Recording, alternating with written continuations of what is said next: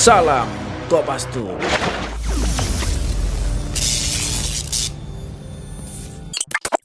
Assalamualaikum warahmatullahi wabarakatuh.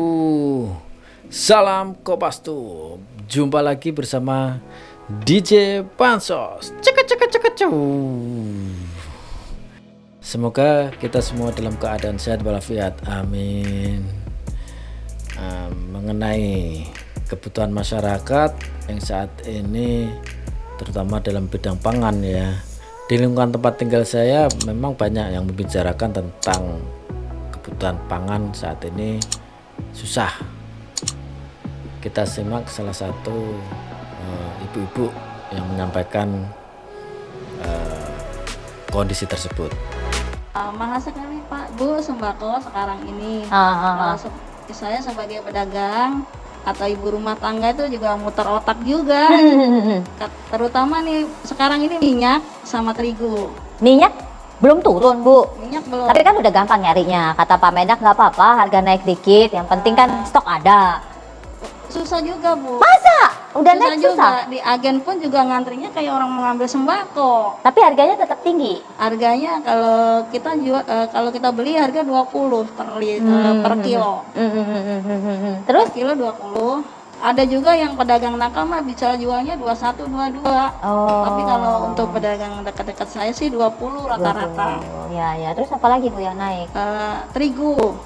Wah, nggak bisa bikin kue ya Bu? Bisa sih Bu, alhamdulillah. Terigu biasa dari LM tuh lencana tuh biasa dulu 7.000, sekarang udah 8,5. Kalau yang cap segitiga dari 8.000 jadi 9,5. Apalagi Bu yang naik? Telur naik biasa 20, 21, sekarang 25. Oh, banyak Bu ya naiknya. Iya, apalagi Bu? Biasa kalau mau puasa begitu naik. Nanti pas puasa juga naik, tetap stabil tinggi. Kalau telur tuh biasa naik turun cepet. Kalau ini minyak tuh agak lama kayak ini. Minyak terigu kayaknya nggak bisa turun lagi. Daging. Oh daging kemarin kan pada demo tuh. Dari biasa lebaran tahun kemarin tuh kan 12. Terus naik jadi 13. Sekarang kemarin demo minggu yang lalu atau kapan tuh ya? Itu sekarang jadi 14 sekilo. Itu daging yang fresh. Terus kalau Ibu misalnya belanja, biasanya sehari sebelum naik yang ini ibu-ibu pada menjerit, itu biasanya sehari berapa? Kalau uang 50.000 cukup berapa hari sekarang? Nggak cukup sehari Bu. Hah? Ya nggak cukup sehari 50.000. Oh gitu? Iyalah, kalau Bu. dulu masih cukup? Kalau dulu mungkin beras sekarang aja yang bagus 10.000 lah, ibarat 10.000. Minyak kita seprapat udah ketahuan lah 5.000. Udah 15. Belum sayuran, tahu tempe pun ikut naik. Naik juga Bu? Iya, kedelai kan naik. Oke, naiknya sampai berapa banyak kalau Ibu rasain? Tahu yang biasa 300 jadi 4,5. Tempe yang 5.000 banyak 30%. Terus? Tempe yang biasa 5.000 jadi 6.000. Iya gitu. Oh, jadi akhirnya semakin dikurangin gitu. Jadi kalau nggak dikurangin sih. Ukurannya semakin kecil. Sama. Tapi ukurannya sama, dinaikin. tapi harganya dinaikin. Iya. Jadi kalau dulu 50.000 masih cukup. Tapi sekarang udah nggak cukup. Makan tempe tahu aja. 50.000 ya sekarang makannya tempe sama tahu sama sayur aja udah. Semakin sehat. Sepertinya memang dikondisikan untuk bisa semakin lebih sehat ya. Itu juga nggak cukup sehari kalau punya anak 3. Paling enggak beras 1,5 liter atau 2 liter. Ibu katanya jualan juga ya? Iya, saya jualan juga. Jualan apa Bu? Jualan gorengan, lontong. Ibu nggak mumet Bu, udah minyak gorengnya naik, terigunya naik. Ya bersyukur aja lah kalau naik, kalau barangnya ada enak. Tapi masih laku, masih sesuai. Maksudnya dari produksinya, biaya untuk Ibu keluarin bahan baku sama Ibu jual, itu Ibu masih untung? Masih ada untung, cuman berkurang dari sebelumnya gitu. Oh gitu. Kalau dulu biasa untung 200, sekarang ya 150 atau 125 gitu. Banyak Bu. Jadi kurangnya ya lumayan. Perbedaan minyak aja tahu sendiri Bu. Dari harga 15.000, 16.000 sekarang 20. Kalau saya Ibu naikin harga atau ngecilin ukuran?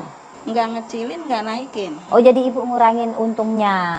Ngurangin untungnya, soalnya kan saya diambil ibu-ibu pengasong. Jadinya kalau saya kecilin, ntar ibu pengasong jualnya berapa? Iya. Kalau saya 1.000, dijual ibu pengasong 1.500. Kalau saya kecilin 1.000, ntar nggak Nggak laku laku. langsung ya saya juga yang rugi nantinya. Kalau dalam kurun waktu 15 tahun terakhir, menurut kami ini tahun yang cukup sulit buat kami, cukup buruk kami anggap ya. Kalau kita lihat mulai dari kedelai naik ya, akhirnya kami sepakat untuk sementara kami tidak dagang dulu 3 hari.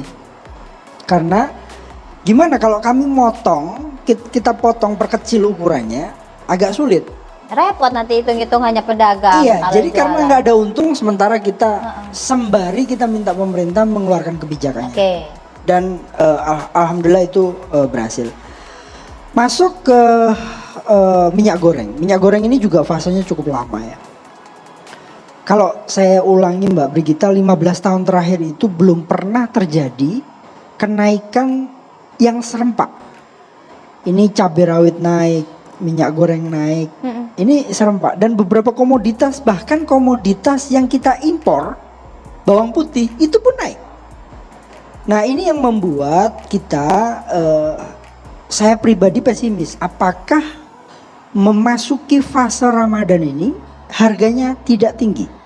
Harga naik, penjualannya naik juga atau tetap Secara atau otomatis Mbak Brigita, kalau barangnya harganya naik, modal kami itu terbatas. Katakanlah biasanya kami beli 100.000 katakanlah ya, atau 1 juta. Modal yang kami miliki 1 juta.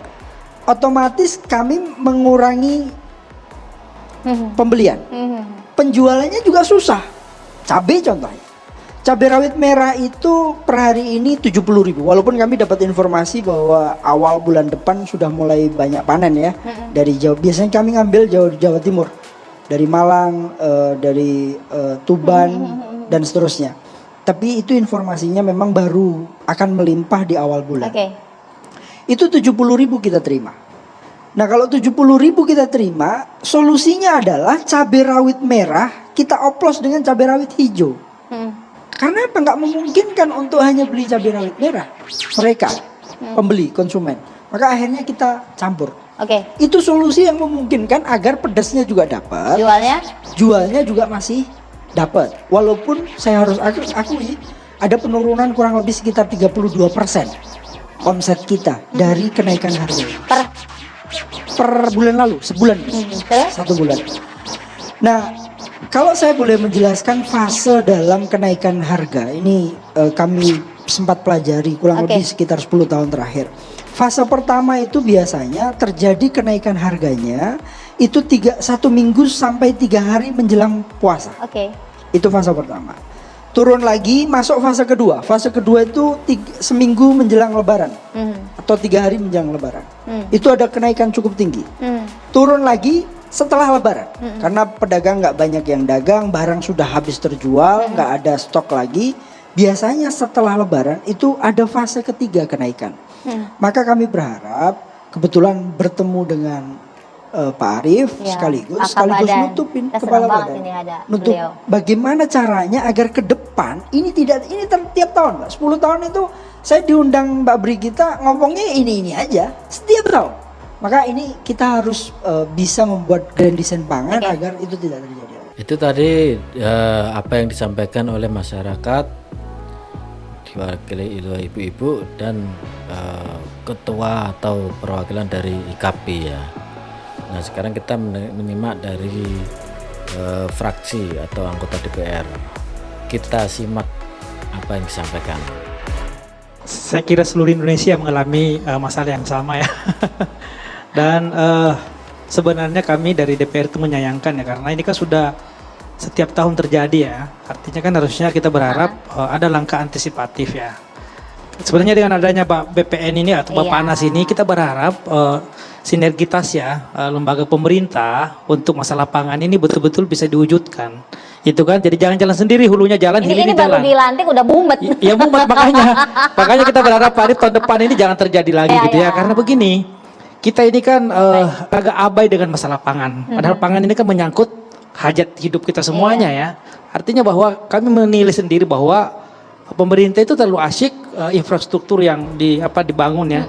Sementara infrastruktur pangan ini menurut kami kurang. Iya. Sehingga daya tahan ketahanan pangan kita itu agak lemah sebenarnya karena dari komoditas strategis nasional yang ada ya, kita melihat yang kita cukup ini kan hanya beras. Ya kan ya Pak Andreas ya, beras. Sementara yang lain ini kita masih tergantung dengan impor. Impor pun kita melihat bahwa ini terjadi juga masalah gitu ya. Masalah tidak ada sinergitas, tidak ada apa namanya pengaturan yang jelas, sehingga kadangkala import ini yang menyebabkan juga petani kita di hulunya ini menjadi masalah, mendapatkan harga yang apa namanya yang masalah. Oleh karena itu kita berharap sebenarnya Mbak Gita bahwa masalah pangan ini betul-betul masalah yang sangat penting, dan Baparnas ini ya sesuai dengan perpresnya Pak Arif ya, ini kuat ini Baparnas karena menggabungkan 3 fungsi kementerian loh.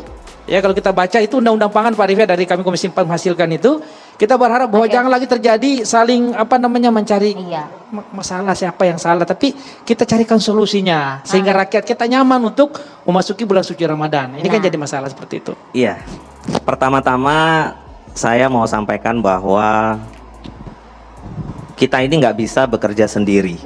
Jadi ada Pak Andi di Komisi 4, teman-teman sahabat kita di Komisi 6, kemudian kementerian, lembaga terkait, ada Kementerian Pertanian, Kementerian Perdagangan, Kemenko Perekonomian, Kementerian Perindustrian, ya, kemudian asosiasi-asosiasi, baik peternak, petani, pedagang, akademisi, terus Mbak Brigita di media mengedukasi kepada publik, kemudian pedagangnya juga ibu gitu ya, nggak bisa sendiri yang pertama.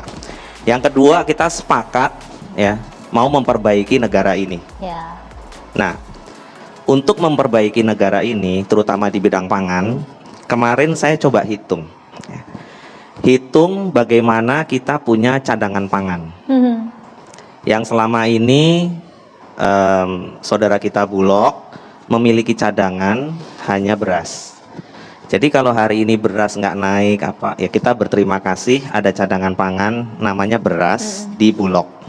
Saat ini total tadi ada Pak Budi Waseso menyampaikan dalam rakortas sekitar 850.000 ton. Ya. Kemudian yang saya ukur adalah dari Perpres kita, Perpres 66 tahun 2021 itu kita memiliki 9 produk. Beras, jagung, kedelai, gula konsumsi, bawang putih, bawang merah, ya, dan beberapa produk lagi seperti telur, daging sapi, ruminansia, sapi dan kerbau, ayam, kemudian cabai. Cabai ini yang kritikal adalah cabai rawit merah dan cabai keriting. Nah, produk-produk ini ya seyogyanya kita sudah harus menyiapkan stoknya. Tetapi stoknya ini juga harus turnovernya tinggi. Ini bukan barang antik yang kalau disimpan kemudian nanti 5-10 tahun lagi harganya jadi mahal. Jadi ini mesti berpikirnya terintegrasi end to end. Dari hulu ya, kemudian bagaimana pasca panen, kalau kita Prof Andreas yang sering diskusi dengan kita, kemudian bagaimana simpannya, bagaimana mendistribusikannya, pipeline ini sampai dengan hilir. Nah, yang harus dilakukan apa? Yang harus dilakukan adalah kita pertama membuat neraca komoditas. Saya sangat percaya teman-teman di Kemendak, Pak Lutfi, kemudian kita di Badan Pangan Nasional, teman-teman di Kementan itu punya ya prognosa. Tapi sama kan? Nah, ini wasitnya namanya Badan Pangan Nasional. Dan data ini kalau Pak Presiden mintanya dari BPS. Jadi kita sinkronkan. Nah, kebutuhan neraca komoditas ini selama setahun kita bisa hitung. Kemudian kita lihat produksi dalam negeri itu menjadi prioritas. Jadi kita bicara ending balance di tahun misalnya 2021 kemarin berapa, kebutuhan 1 tahun berapa, produksi. Nah, ini forecasting dari teman-teman kita di Kementan, itu produksinya berapa per produk tadi yang 9. Kemudian dari situ kita bisa mengukur 1, 2, 3 bulan ke depan kebutuhannya, kebutuhannya berapa, forecastingnya berapa. Kita nggak usah malu.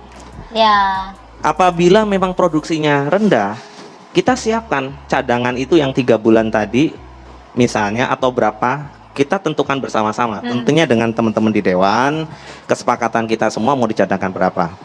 Nah, angka ini kita sudah ketemu. Angka ini kita sudah ketemu. Kemudian saya juga ukur kira-kira kalau ada yang 5%, 3%, 2% gitu ya, kita punya cadangan, nggak perlu masuk semua. Latihan dulu deh, gitu ya, supaya kita tahu flow-nya, kita paham bagaimana distribusinya dan lain-lain. Itu angkanya kalau saya hitung sekitar 34,8 triliun. Kemudian kalau kita bagi 3 bulan, ya, stock level, kita bicara stock level. Kalau kita bicara 3 bulan, angkanya 8,6 triliun. 8,6 triliun ini bukan habis pakai. Ya, nanti kan balik karena dia kan dikonsumsi. Ini kita pakai sebagai cadangan pangan nasional yang turnovernya harus baik, ya. Kemudian produk-produk ini market base. Jadi nggak boleh kita bilang gini nih, karena nggak ada program pemerintah maka barang ini rusak dan disposal minta ganti Mbak Brigita. Nggak begitu. Ya, tapi kita udah siapkan program-programnya. Saya berharap nanti program-program pemerintah, ya, misalnya pengentasan kemiskinan, stunting, gizi buruk, ekstrim miskin, itu dilingkan dengan cadangan pangan ini Nah, tadi. biar ibu ini tadi nggak kesulitan juga nyari Betul. minyak. Betul. Nah, nanti satu-satu produknya kita bisa diskusi setelah ini. Ya, sebelum masuk ke yang lain, saya ingin memberikan pencerahan sedikit. Jadi ini satu kesatuan dari hulu sampai dengan hilir. Jangan kita egois di hilir. Nah, jadi begini caranya. Kalau kita tekan harga di hilir, kemudian nanti kita urut sampai ke hulunya. Di hulunya ini lama-lama nggak mau produksi. Ya, Saya nanti mau teman-temannya menyuarakan- Pak Andreas nggak mau lagi. Saya mau menyuarakan suara petani, peternak, nelayan. Ya. Jadi mereka, saudara-saudara kita ini yang di hulu, itu akan secara otomatis dengan senang hati berproduksi pada saat ada kepastian jual dengan harga yang baik. Setuju, Prof? Pakai mic dong Prof, biar Sangat setuju lah kalau itulah. Oke. Iya. Jadi kita mulainya dari situ. Harga pokok produksi, kemudian berapa margin yang baik, NTP-nya akan naik, ya. Kita baru bicara proses berikutnya. Proses berikutnya tadi Prof Andreas misalnya Bulog misalnya ada harga untuk GKP itu 4.200. Pada saat hari ini, kemarin saya ketemu, salam buat Bupati Dompu, kemarin ketemu. Harga di sana itu 3.600 GKP. itu yang temannya Pak Andreas juga. Nah, kemudian saya sampaikan ke direksi Bulog di sana untuk bantu diserap. Oh, mereka senang sekali. Mereka besok nandur lagi. Ya, mulai dari situ, kemudian otomatis, ya, teman-teman ini, dulur tani ini pasti memproduksi dan pasti produktivitas naik. Jadi nggak Sekarang- minus lagi Prof. Ya, ini kita bicara kedelai ya. Nah, saya kan kemarin diskusi dengan Pak Mentan, dengan Pak Dirjennya gitu ya. Ini sama. Kenapa kedelai nggak pada mau nanam? Karena pada waktu panen, ya harganya itu juga nggak baik. Kemudian nggak tahu yang beli siapa. Kemudian kalau impor pada waktu itu selisihnya bisa 3-4 ribu. Kalah gitu ya. Nah sekarang kita mau komit nggak? Kalau mau komit, siapapun importirnya, kita tugaskan serap berapapun yang diproduksi oleh Pak Mentan. Jadi clear, dapat cuan tapi juga tetap serap. Iya, jadi import itu adalah alternatif terakhir pada saat ketersediaan kita kurang. Tetapi kita harus secara berkala mengurangi impor. Caranya kita dorong ya untuk produksi. Nah, ada selisih harga dari import itu ya, itu kita pakai untuk mendevelop pertanian kita. Setuju ya, Prof? Nah, itu apa yang disampaikan oleh Ketua Badan Pangan Nasional. Ini badan baru yang menjadi ujung tombak tentang penstabilan pangan secara nasional. Kita juga akan mendengar komentar dari Guru Besar IPB. Bahwa kita itu kan nggak ada cadangan ya. Dan bahkan tadi Pak Arief menyebutkan cadangan dari Bulog untuk beras 850.000 ton itu jauh dari aman. Amannya kita paling tidak 1 juta ton. Aman kita untuk beras. Dan untuk beras ini saya menyinggung dulu beras ya, karena sekarang ini kan saat panen raya ya, dan sebentar lagi ini habis loh. Dan dengan cadangan 850.000 ton itu saya pertanyakan Bulog, kemampuan serapnya seperti apa? Karena dengan cadangan seperti itu kita masuk dalam titik yang kurang menguntungkan. Karena apa? Kita tahu Mbak, tahun 2020, tahun 2021 produksi beras kita itu amat sangat itu loh. Kan kita suasana La Nina ya, iklim kemarau yang basah. Peristiwa La Nina tahun 2007, 2000 sampai 2010 itu rata-rata peningkatan produksi antara 5 sampai 6%. Tahun 2016 yang La Nina juga itu 10%, 9,6%. Saat ini Mbak, tahun 2020 saat La Nina peningkatan produksinya hanya 0,09%. Jauh, Bahkan Pak. tahun 2021 ini yang kemarin itu data resmi dari BPS minus 0,42%. Jadi bukan cuma pertumbuhan ekonomi yang minus, produksi juga minus. Ini saya kira perlu menjadi catatan kita bersama, karena apapun kita diskusi cabai, diskusi apapun, kalau beras terganggu, ini bahaya. Nah, Sobat Kopastus, tentang kondisi saat ini yang dirasakan oleh masyarakat tentang harga pangan yang melejit atau sangat tinggi, harusnya pemerintah juga memahami apa yang disampaikan oleh Ibu tadi, warga masyarakat yang juga pedagang, bahwa belanja modal saat ini tinggi, tapi dari Ibu tadi menyampaikan bahwa tidak mungkin juga menaikkan harga, tidak mungkin juga mengurangi kualitas dan kuantitas dagangannya. Terpaksa dia juga harus mengambil untung yang sedikit. Apa yang disampaikan Ibu tersebut juga mendapat respon dari pelaku pedagang yang menyampaikan bahwa kesulitan saat ini yaitu kesulitan mendapatkan barang dan harga yang tinggi. Ini dirasakan tahun ini adalah tahun yang paling berat di antara 10 dan 15 tahun ke belakang. Tahun ini ya mengenai pangan sangat sulit tahun ini. Kemudian hal ini mendapat tanggapan dari Komisi 6 DPR RI. Beliau menyampaikan bahwa kita atau negara kita masih tergantung pada impor. Pemerintah sekarang juga membentuk Badan Pangan Nasional. Ini lembaga baru ya, yang diharapkan bisa menghandle atau mengatasi kesulitan pangan. Ini merupakan tantangan yang terberat atau tantangan pertama tahun ini badan yang baru.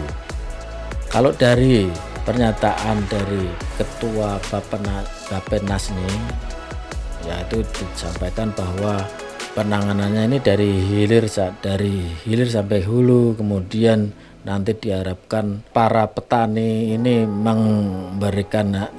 memproduksi atau kembali bertani, kemudian diharapkan para pengusaha ini harus membeli, kemudian nanti akan mengurangi impor. Ini saya rasa kalau menurut saya tidak semudah itu ya. Kalau secara teori memang gampang, nanti akan memberikan perintah atau memberikan suatu regulasi, tapi tidak seperti itu. Pelaku pengusaha ini tentu akan berhitung mana yang lebih cepat memberikan untung, mana yang lebih banyak memberikan untung. Contoh misal dalam hal ini kedelai ya, produk dari dalam negeri dari sisi kualitas mungkin sampai saat ini pasti kalah dengan produk impor. pengusaha impor kedelai ini tentu akan berpikir banyak untuk membelanjakan uangnya untuk membeli produk lokal. Karena apa? Produk lokal tentu perputaran pembeliannya lebih atau lambat dibanding kedelai impor karena lebih berkualitas besar dan sebagainya. Mungkin harga terpaut sedikit. Tentu pengusaha impor kedelai ini akan lebih mengutamakan belanja untuk impor daripada membelanjakan uangnya untuk produk lokal. Tidak semudah itu menurut saya ya. Kalau secara teoritis sih gampang saja, tapi kembali lagi produk kedelai pasti ada pengusaha-pengusaha besar. Kalau kembali ke minyak lagi pasti ada mafia dan sebagainya. Belum lagi masalah bawang merah, bawang putih dan sebagainya. Bahkan buah-buahan yang umum saja pasti ada pemainnya. Jadi menurut saya mengenai kondisi saat ini tentang kesulitan masyarakat dan diapresiasi oleh DPR, kemudian dibentuk oleh Badan Pangan Nasional ini yang diharapkan bisa mengatasi kondisi saat ini dan nanti ke depan sangat perlu dalam hal ini bersinergi ya. Secara idealis memang Badan Pangan ini ingin meningkatkan produk lokal, tapi tentunya pengusaha yang bermain di impor yang saat ini pemain impor tidak akan semudah itu. Perlu menggandeng aparat penegak, kemudian dari unsur politik juga, karena regulasi impor ini seharusnya lebih diperketat. Dan tentunya badan ini juga bisa memberikan solusi mengenai peningkatan kualitas produk lokal. Misal produksi kedelai kita menjadi besar, produksi bawang putih menjadi bagus, bawang merahnya juga bagus, besar dan sebagainya, dan kebutuhan pokok yang lainnya. Tentu masyarakat Indonesia atau masyarakat akan memilih produk lokal daripada impor. Apabila ini dilaksanakan dengan baik dan kerjasama dari semua pihak bisa terjalin dengan bagus, tentu diharapkan kesulitan pangan seperti tahun sekarang bisa terkikis atau tidak sampai terulang lagi pada tahun-tahun depan, tahun-tahun selanjutnya. Itu harapan kita bersama. Itu menurut saya Sobat Kopastus.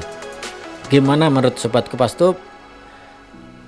Silakan tulis komen, saran, dan kritiknya kalau memang ada ya. Kita pasti balas. Terima kasih sudah pantengin video kita. Jangan lupa pantengin video-video kita yang lain yang ada di playlist. Sampai jumpa. Salam Kopastus. Wassalamualaikum warahmatullahi wabarakatuh.